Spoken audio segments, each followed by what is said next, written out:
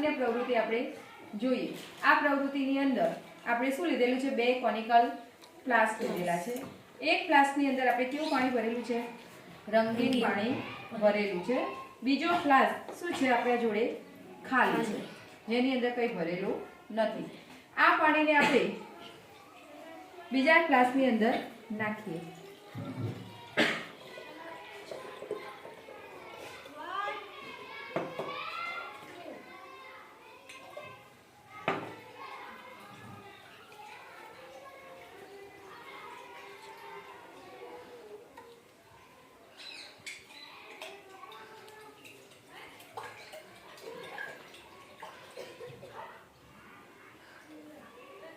Colour શું થયો? બદલાઈ ગયો।